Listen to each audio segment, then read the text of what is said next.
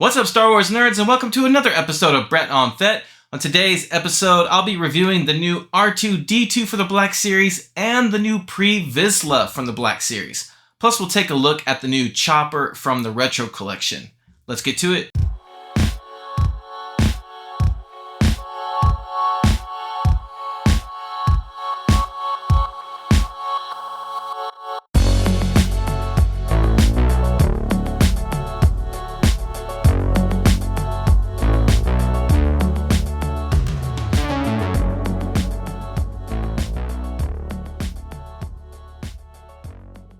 Welcome back to the channel. This is episode 78 of Brett on Fett.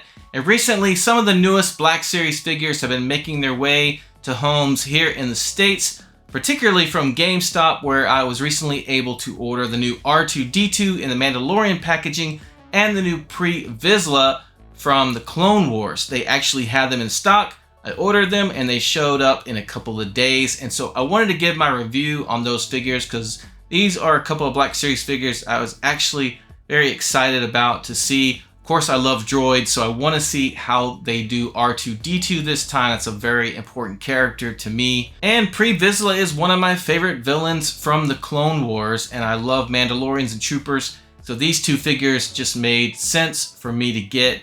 I can't wait to review them for you. But before we get to those reviews, I do want to quickly show you the brand new Chopper from the Retro Collection. I was able to pick him up at a local Target after work on Friday, and he's pretty cool. So let's take a look at Chopper. All right, so here is Chopper from the Retro Collection. This, of course, is from the latest wave of the Retro Collection from the Ahsoka series. And he's looking pretty good there on that card back. Of course, you've got that ridiculous Retro Collection sticker blocking it. I think it's the same image they're going to use on the Vintage Collection. And there he is in the bubble, looking very retro, I might say. Here's a look at the back with just a list of the other wave. The worst back of card in all of Hasbro Star Wars figures. And I wanted to point something out. I think maybe Hasbro's listening to us about the ridiculous fake weathering. They haven't removed it, but look how much they've significantly reduced it. This is the first time I've seen a Retro Collection card with so little of the terrible fake weathering, and I like it. It's progress.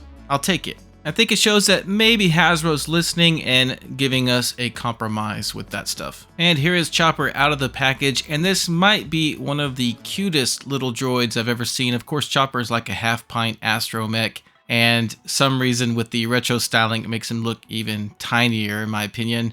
And I just love the retro style decals they went with. It's so reminiscent of R2-D2, R5-D4. And it really has a feel of what Kenner may have done back in the day had Chopper been an actual character back then. The wheel is static. It doesn't roll, unfortunately. But check out this sound. That is oh so satisfying and reminds me of the old R2 that clicks when you spin it. Unfortunately, his little radar thing on top does not spin. It is static as well. Of course, the articulation is very basic, as you would expect, so nothing to write home about. But that clicking sound with the head makes up for all of that, and this is probably in my top 5 favorite Retro Collection figures. There's just something about this little guy that brings me joy. And this is coming from a collector who has, I'd say, a love-hate relationship with Retro Collection. Very up and down. One day, I think it's useless, a waste of budget, and I can't stand the card backs with the fake weathering and the giant retro sticker. But then another day, they'll just bring me so much joy with releases such as the VAC Metal R2-D2 and C3PO and figures like this Chopper. And so every now and then, Retro Collection does enough to keep my interest, to keep me buying a few figures here and there. And so I just can't completely say goodbye to Retro Collection, and I have to recommend this. All right, so now let's take a look at the most famous astromech of all, R2-D2.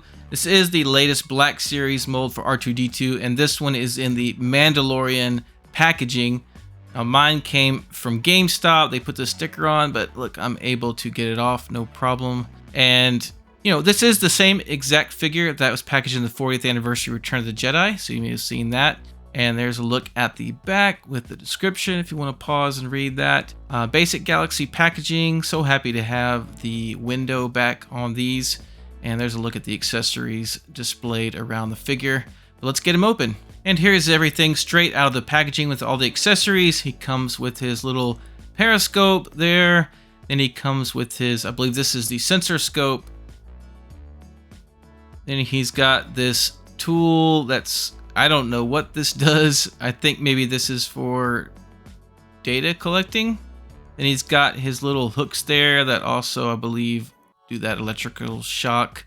Man, I really need to watch my R2 gadgets again. Because then there's this tool that I think is like a welding gun. It almost looks like a blaster pistol, but I think it's some kind of tool. Don't remember this one being used before. And then there's this probe or whatever. This one is the one he uses, I believe, to get data. But looking at him, he looks great. The paint looks good. This is the bright blue they went with. You see some R2s have this bright blue and others have a more of a navy blue. And when you go back and watch the film, it just depends on what scene and the lighting on how that blue looks. So I think either one is screen accurate technically. His third leg extends out pretty easily. That's what she said. Like that. Let's get these accessories out of the way. But yeah, overall, first impression is that he does look good. Everything seems pretty accurate. So let's go ahead and see if we can get these little compartments open. And unfortunately, this is really tricky. I've got this thing up at like 5 times speed, and this is how long it took me to prop these things open. You basically got to push down the hinge and then get a fingernail in there to pick them open. And there you can see the little peg holes for his little arm accessories. So we're going to try to put those in there. And what I noticed is that this is a little bit tricky. The peg holes are just extremely shallow. And so it just doesn't feel right. You keep thinking that you got to force it in a little more, but the peg holes are just too shallow. And I guess it's because they needed to leave as much hollow space inside the body to store them, which I'll show in a bit. But there they are. I finally got them in after a lot of struggle, and they look okay. I don't know that I would keep them displayed like this. But anyways, you can pop the tiles off just like previous R2 figures. And there is a peg hole there for the sensor scope. Again, it seems a little bit shallow. Doesn't feel too sturdy. Like if you knock that thing at all, it's going to fall out, I think. And then you just take the other panel off, and you can also put his sensor scope, or excuse me, his periscope on there as well. I don't know if it ever uses both of those at the same time, but there we go. So there's all of his accessories plugged in. So, you know, pretty cool. So let's go ahead and take all of these accessories off so I can show you the next feature. And it is a pretty nice idea that they came up with, but you've got all these accessories, and where do you want to put them? Well, his head extends, exposes this neck thing with this kind of hollow area. It's got these little indentions to put the accessories in for storage, which is a really neat idea until you realize how cumbersome it is to try to get these accessories in those little nooks there. It's very difficult. I got that one in, but it took me literally like 5 minutes to get these 4 accessories to stay in there and get them stored properly, and it was really frustrating. I'm running this again at 5 times speed. You can see how much I'm struggling to get them to stay and fit right. And, you know, in the end, I eventually got it, but I'm pretty sure once I started to close this thing, they started to fall out of their place anyways.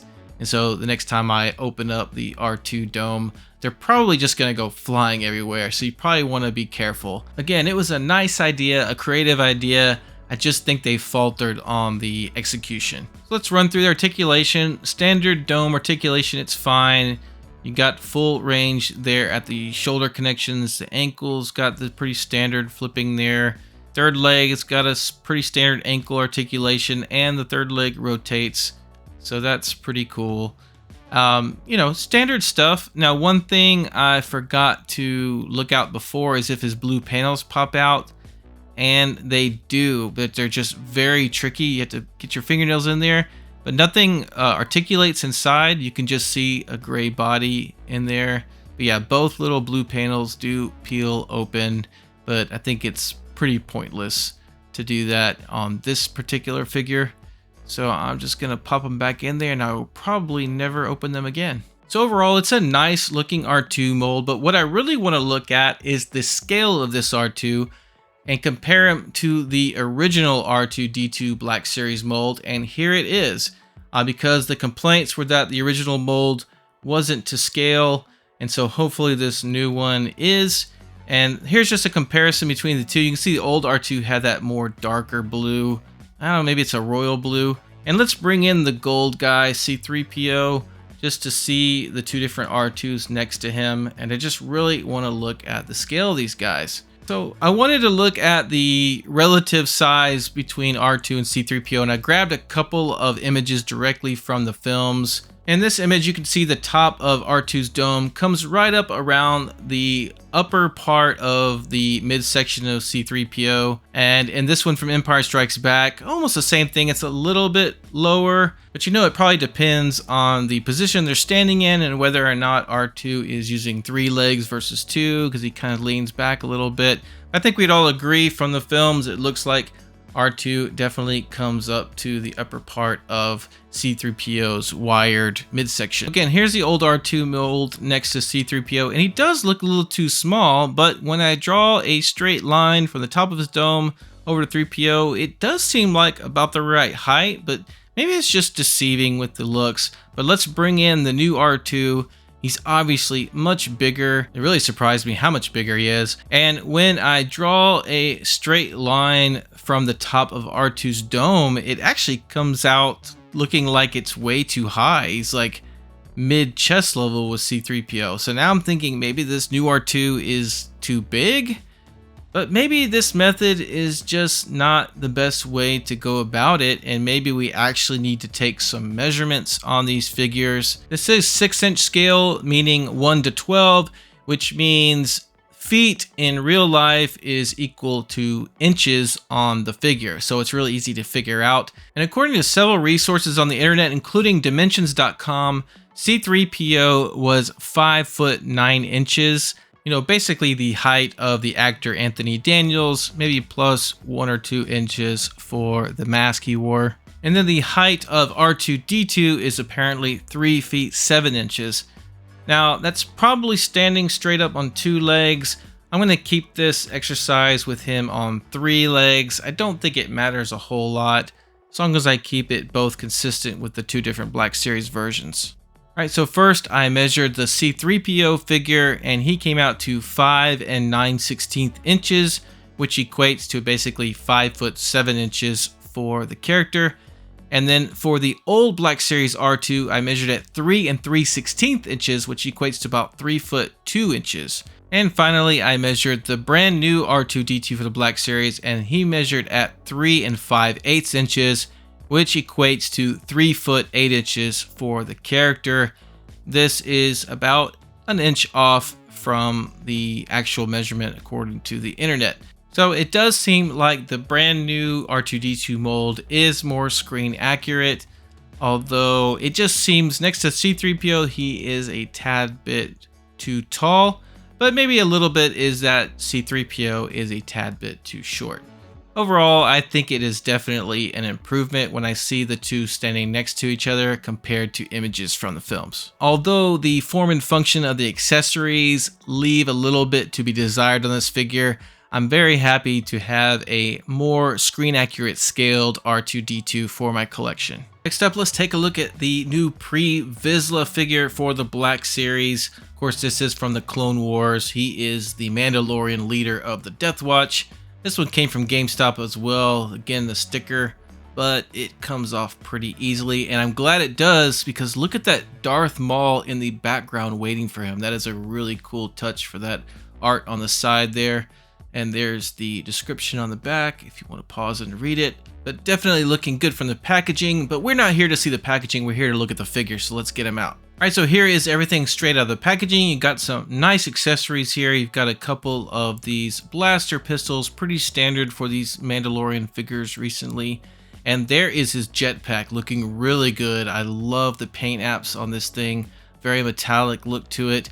And look at this helmet. This thing is a work of art. This is one of my favorite Mandalorian helmet designs, and it's really sturdy. It's not squishy, and I just can't say enough about this. This might be my favorite part of the figure so far.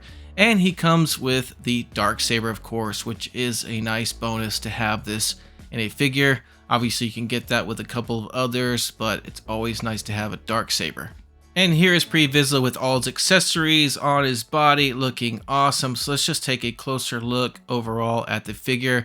Check out the chest plate paint apps, very cool. Of course, there's that awesome looking helmet. Everything about these paint apps are great. Look at the gauntlet, it's almost kind of a gold.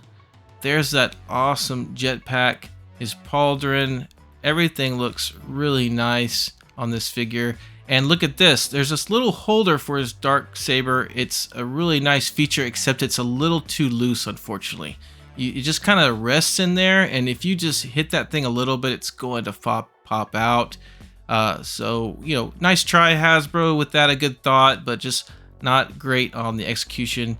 It's a little bit too loose. But anyways, going back to the look of the figure, the gauntlets just look so good with that kind of goldish metallic paint.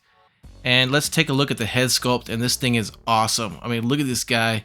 It is a great realistic interpretation of Previzsla, and I love that scar across his cheek. So yeah, that looks really good. Very happy with that. So next, let me just take off his pistols and make sure they sit in the holsters okay, because sometimes these figures, the pistols don't go far enough into the holsters, and it's kind of frustrating. But these seem okay. They stick out a little bit higher than I'd like, but not too bad. It's actually pretty decent. And let's go ahead and put the darksaber in his hand, see how that looks. Feels a little bit loose in his hand, but not too bad. But yeah, he looks really cool holding that darksaber. So yeah, it's a really good look for this guy. Now, one issue I've noticed so far is that he's very top heavy with that jetpack. I'm having a very difficult time getting him to stand. I have to kind of crunch him forward to get him to balance, unfortunately. And that happens sometimes with these Mandalorian figures, but this one just seems to be a little bit worse. I just keep struggling with it. I gotta play with the articulation a little bit more. It looks okay here, but you can't tell probably, but I've got him leaned forward pretty far to get him to balance. Alright, so now let's get some of these accessories off and go through the articulation for the figure. His head is on a ball hinge joint, so not just a ball, so that's nice. Although it does make his neck look a little bit too tall maybe, but I think that might be necessary for the helmet. Ball hinge there at the shoulder, and then you've got like a combination swivel right above the elbow and a hinge there for the elbow. And he does just barely get 90 degrees. It's just barely, definitely not more than that.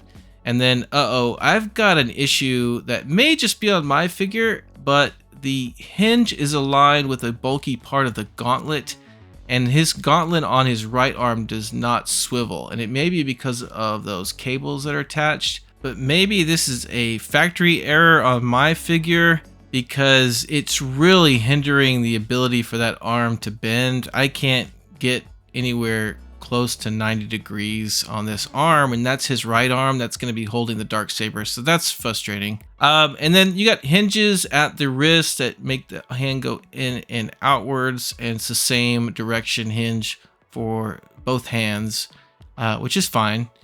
The waist is just a swivel. There is no crunch joint there between the armor plates or anything. There is barbell style hips, so that's good. You've got a swivel joint right there at the upper thigh. No swivel at the knee though, so that's a little unfortunate. But you do get 90 degrees there, and there are pins there, which that seems a little outdated. And then you've got ball hinges there at the ankles. There are rocker ankles there, so that's great.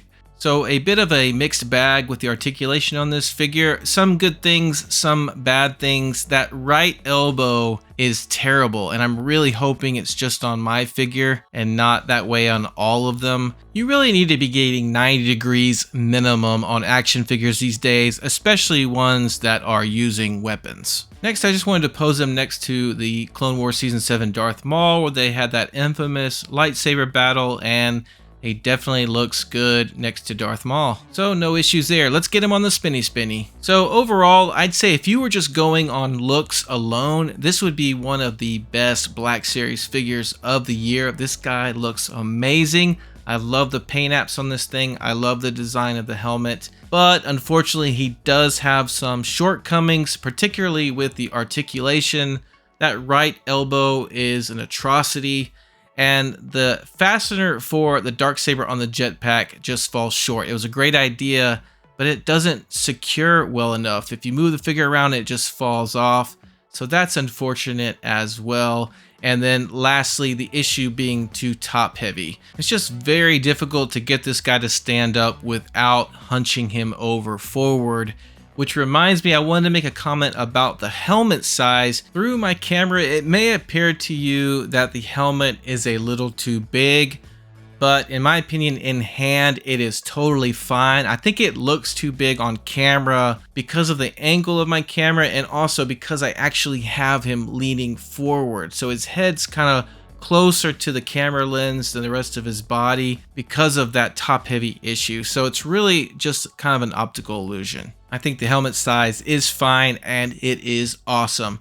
Overall, I still think this is worth picking up because of how great he looks, but I can't wait to see what Hasbro does with the vintage collection version of Previzsla, which should be shipping out in the next 3 or 4 weeks. Alright, so that's going to do it for this episode of Brett on Thet. Let me know your thoughts on the new R2-D2 mold for the Black Series. What do you think about Previzsla for the Black Series? And will you be picking up that Chopper Retro Collection figure? Thanks for checking out this video. Thank you to my subscribers. Don't forget you can also follow me on Instagram and on X. Take care, and we'll see you next time.